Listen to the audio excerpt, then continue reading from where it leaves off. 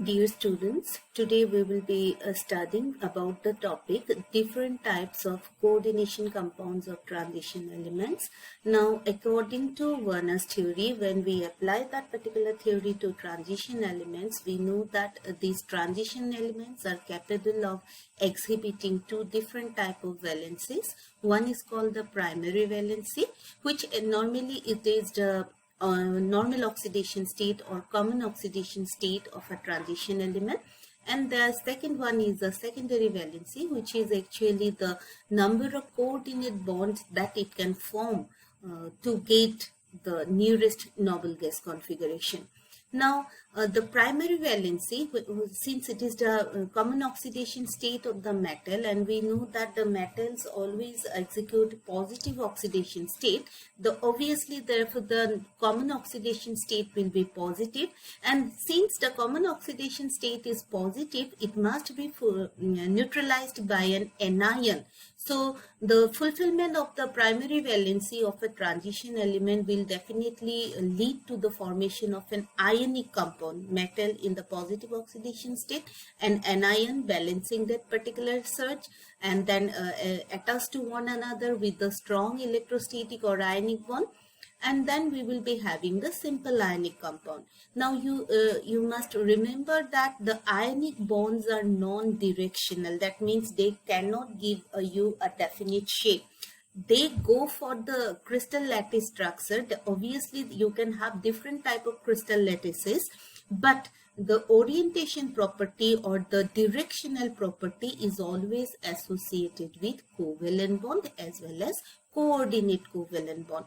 So when we go for transition metal coordinate compounds, then we will find that these are the compounds. When you see that iron is combined to 3 chlorine atoms, and actually the chlorine is not chlorine atom, it is present as chloride. So this will be a simple ionic compound where iron will be in +3 state and 3 chloride will be in the negative oxidation state. So this will be a simple ionic compound which will be obtained by removal of 3 electrons from iron atom, and that is why this is its primary valency. Clear? So the primary valency is the common oxidation state of the metal.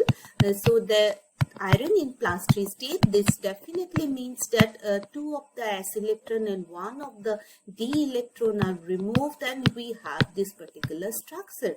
Now in this particular structure, since iron is not having any nearest noble gas configuration, because this is 26, removal of 3 will give you only 23.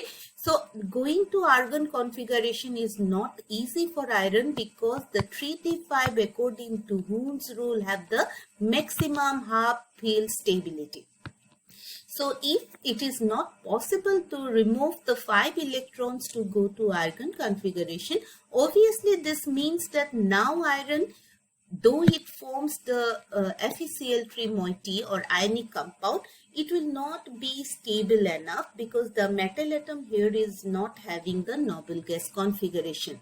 So the next thing is that iron will undergo a kind of hybridization that suits it, and that attracts different type of ligands, so that it can go for the formation of a stable state where the metal has the nearest noble gas configuration. So if we go for this particular compound of iron, this is not a simple compound. You will find that here iron not only is bonded ionically to someone, but also coordinate covalent bond is also formed here around the iron atom, and that means that here iron is exhibiting two different type of valencies. First and foremost, it will be the primary valency, and then it will be the secondary valency. Same is the case here. Chromium with this chloride, 3 chloride ions will be attached to one another by the formation of ionic bond, and that is why it will be the primary valency. Okay, and with water it will be forming the coordinate covalent bond, and that is why it will be the secondary valency. So this transition element chromium here will be showing two type of valencies. primary as well as secondary valency. Same is the case with the cobalt complex. This is a very simple compound. And here also you will find that the cobalt is exhibiting actually both primary as well as secondary in this particular compound.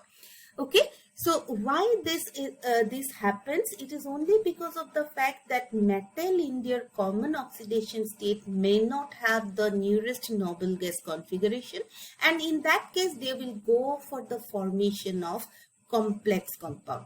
Now if you go to this particular thing, you will find that this is a compound. You see, this is a compound where the cobalt atom is exhibiting two type of valency. One is primary valency with the 3 chloride here, and the second is the secondary valency with 6 ammonia. Now, this is the overall structure of the complex compound, but this compound is not stable because if you put them in water, immediately the 3 chloride will separate. The 3 chloride will separate, and this particular moiety with the secondary valency will separate out. There will be a plus sign, and you will get the 3 chlorides out in water, and this part will remain as it is. So this, if we show this by this particular, literal expression, then you will find that all the ammonia will be linked there, and the 3 chlorides will go out, or they will go to the solution phase. Now, why this happens? If we go for a chromium compound, then obviously this will be the structure where this is the chromium atom, and you will find that the ammonia molecules are directly attached to this particular bond, and these bonds are actually of sigma type. Now, if they are of sigma type, then they will be stable enough, and this is actually the covalent bonding or the coordinate covalent bonding. This has nothing to do with the ionic character of the metal atom. So the metal actually is capable of exhibiting in 2 different oxidation states, and we can go to this particular state as follows. Suppose we have cobalt, and it has the electronic configuration argon 3d7 4s2 4p0. So it will have a tendency to go to argon configuration first, and that is why it will release 3 electron, and you will have argon 3d6. 2 of the 4s electron will be removed, and you have this configuration. Once it goes to this is 27, removal of 3 will give it 24. After removal of 3 electrons from 4s as well as 3d, the cobalt plus 3 states has a very high ionization energy for the d6 electron, and it cannot remove the further electron. If that is the case, then it will not have any inert gas configuration, because going to argon is impossible because of high ionization energy. But without staying in a state where no ideal gas configuration is attained, then that will mean instability. Now we resemble this, or we can represent this as follows: cobalt releasing 3 electron to go to plus 3 state. In the system, there must be someone who can take this 3 electrons. So let us bring 3 chlorine atoms. So they will take this 3 electron, and you will be having 3 chloride ions, and immediately there will be the formation of actually cobalt chloride. Clear? So there will be formation of the cobalt chloride. Now this is an ionic compound, okay? And 3 here, 3 or the number of electron released 3, number of bonds formed 3. This 3 is the primary valency of the metal. Okay, this is the primary valency of the metal. Now, since in this particular valence state, cobalt is not atom stable because it has only 24 electron. So the next step is that cobalt in plus 3 state utilizes its plus 3 configuration to attract nucleophile towards it. Because it has empty orbital. What empty? 4p, 4s, and it has d orbitals where it has 6 electrons, and it will immediately pair up the electrons to release or to empty the d orbital for taking part in hybridization, and immediately you will have the D2sp3 hybridization. So cobalt in +3 state, as well as it will definitely have 3d orbitals still there with holding the 6d electrons, but a new set of hybridized orbital of equal energy, D2sp3.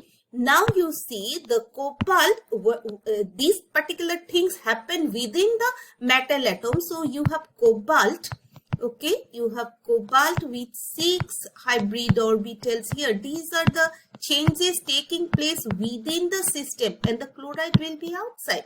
Clear?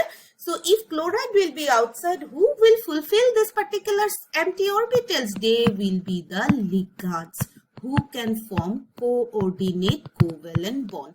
So coordinate covalent means the ligand will donate electron pair.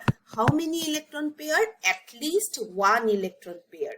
Okay, so if they donate 1 electron pair, immediately we will be having a complex where there will be 6 ligand forming coordinate covalent bond with the metal, and this is the case. So these will be called the secondary valency of the metal. This will be called the secondary valency, and this one will be the primary valency. Clear? So there will be 2 type of valency given by Warner. So if we represent the metal as M, and if we represent the ligand as L, and we can represent the ligand number as X, and there will be some counter ion outside, so there will be some anion outside depending on the charge present in the metal atom to balance it.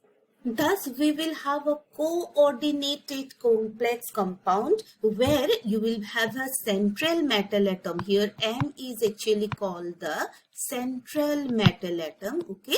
And L is obviously the ligand who can donate electron pair to the metal atom. And A is any anion who can balance the charge present on the metal atom. Clear?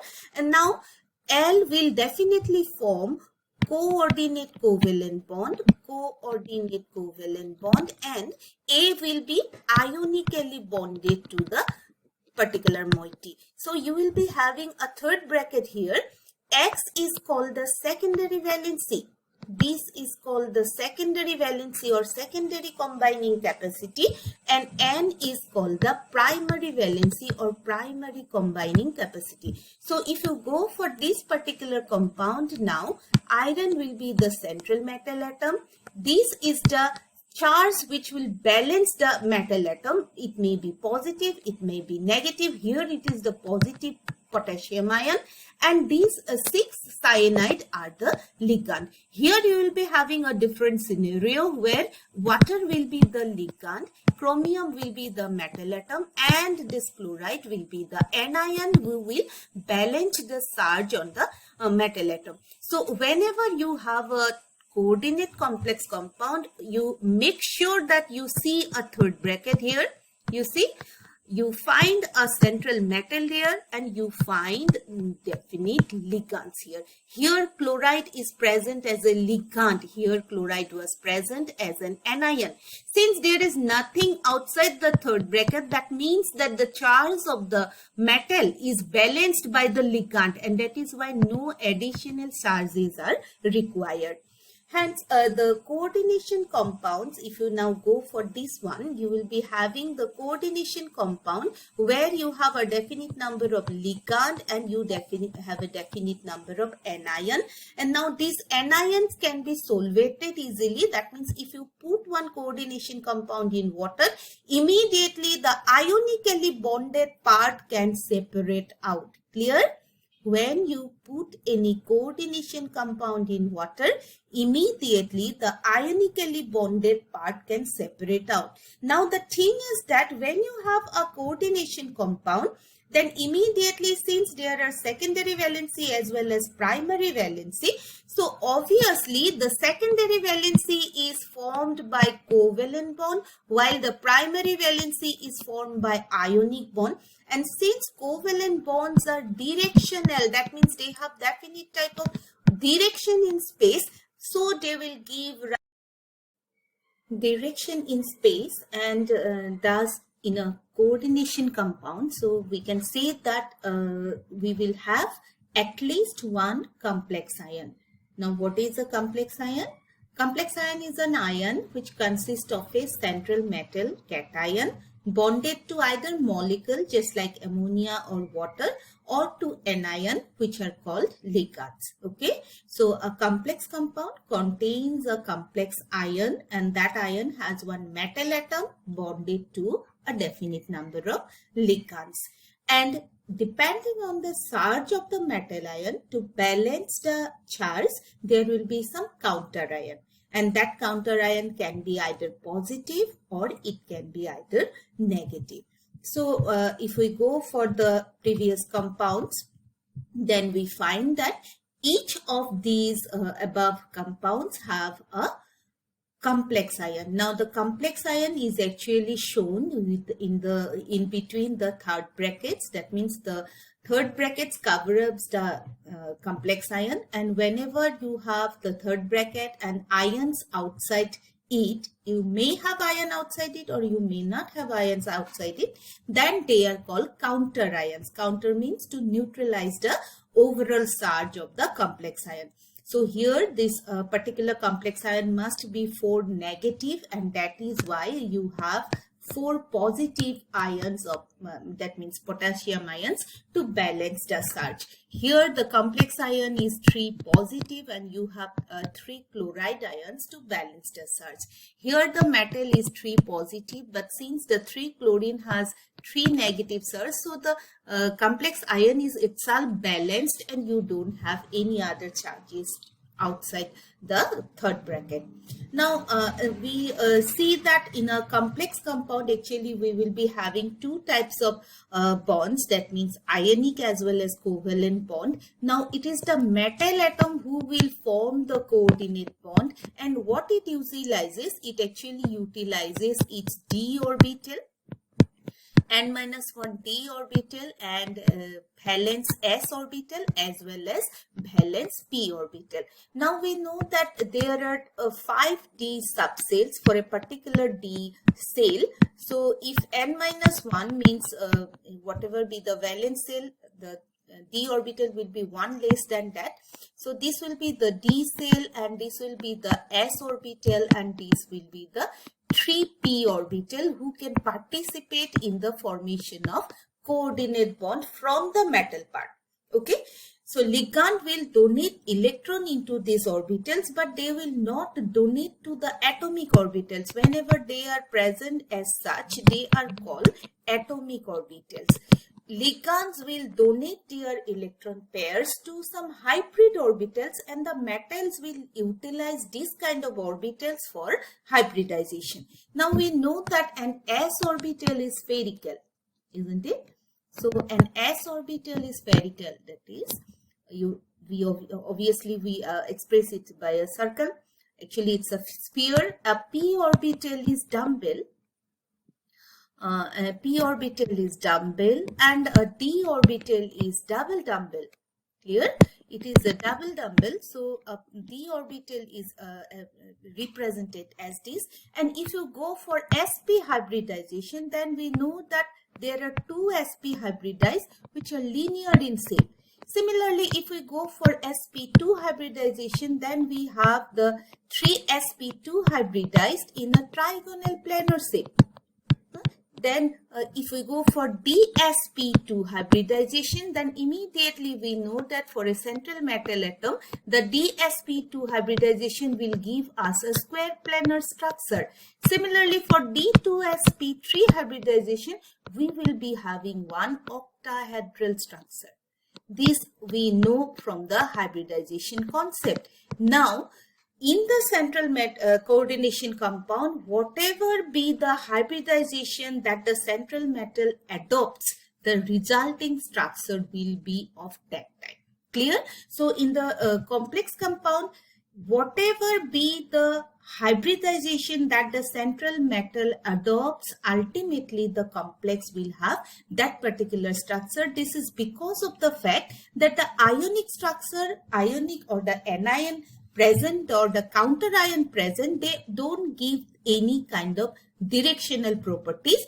Directional properties is given by orbital overlapping. Now, where orbital overlapping takes place? It is the covalent bond.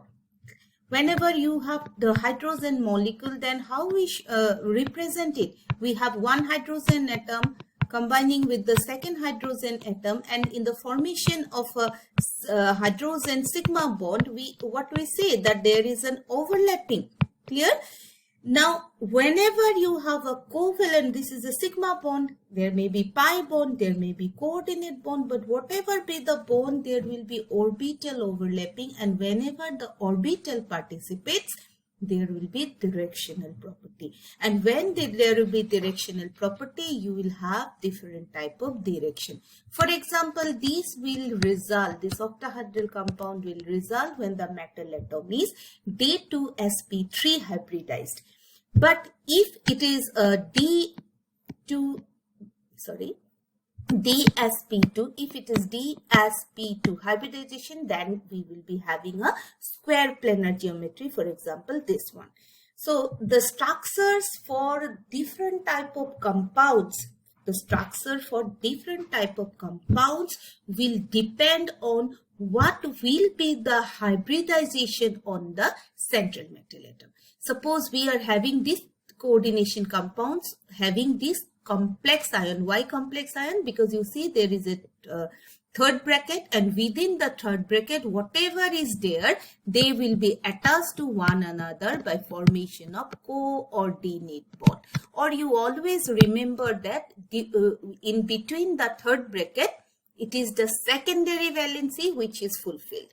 Secondary valency within the third bracket, it is always the secondary valency which is fulfilled. Now, suppose you have this tetrachloro here in this particular compound, if I want to write it in a neutral form, then immediately this compound will be K2PdCl4. Why K2? Because the two positive charges will balance the two negative. This will be then the counter ion.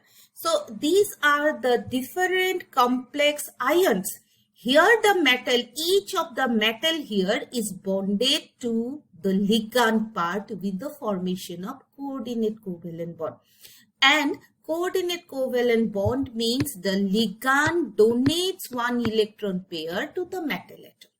Ligand, when donates one electron pair to the metal atom, this means that when the ligand donates the electron pair, this immediately means that the metal has a vacant orbital and the ligand has a filled orbital, and when they overlap, there will be a formation of a coordinate bond, and when there will be overlapping, there must be some definite shape, because the overlapping can occur only through particular directions. So here you will be having a linear structure when the particular metal atom undergoes sp hybridization. Similarly, you will be having a square planar geometry when the central metal atom undergoes DsP2 hybridization. You will be having a tetrahedral geometry when the central metal atom present will undergo sp3 hybridization. And they will go for octahedral geometry when the central metal atom will be D2sp3 hybridization. Along with this, there are so many hybridization like DsP3, trigonal bipyramidal, there may be square pyramidal, and there may be different type of hybridization for the metal atom, but in most common are these hybridizations only. That means they will mostly, you will be having coordination compound with sp, and so to some extent there may be sp2 to mostly sp3, then dsp2 and d2sp3. So the central metal atom forms this kind of hybridizations to give you the resulting complex ion.